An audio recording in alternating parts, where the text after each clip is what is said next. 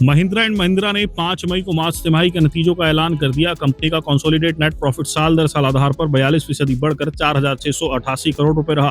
एक साल पहले की समान अवधि में कंपनी को 3,295 करोड़ रुपए प्रॉफिट हुआ था। इस दौरान कंपनी का रेवेन्यू साल दर साल आधार पर 29% बढ़कर 54,982 करोड़ रुपए रहा।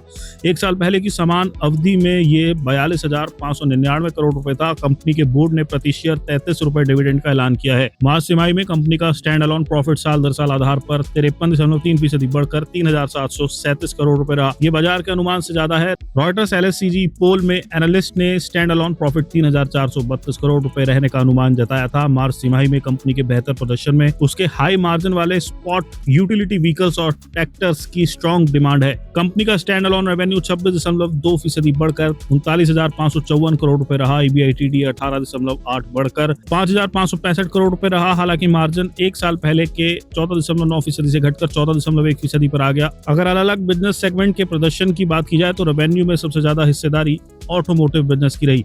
इस सेगमेंट का कंसोलिडेट रेवेन्यू साल दर साल आधार पर 32% बढ़कर 34,294 करोड़ रुपए रहा। कंपनी के फॉर्म इक्विपमेंट सेगमेंट का रेवेन्यू साल दर साल आधार पर 26% बढ़कर 10,022 करोड़ रुपए रहा। प्रॉफिट ऑफर टैक्स 768 करोड़ रुपए रहा। इसमें मामूली 1% का इजाफा हुआ। कंपनी के सर्विसेज सेगमेंट की ग्रोथ भी स्ट्रॉन्ग रही।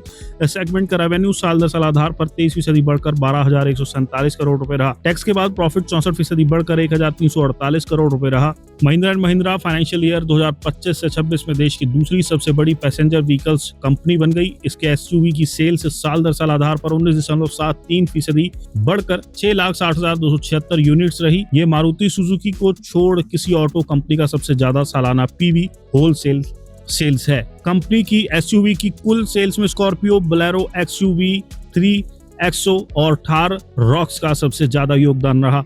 M&M के नतीजों का असर शेयरों पर देखने को मिला। नतीजों के बाद शेयरों में उछाल दिखा। 1:26 पर यह शेयर 1.74% चढ़कर 3,160 रुपए पर चल रहा था। इस साल ये शेयर करीब 16% फिसला है। इस दौरान बाजार में आई गिरावट का असर इस शेयर पर भी पड़ा है।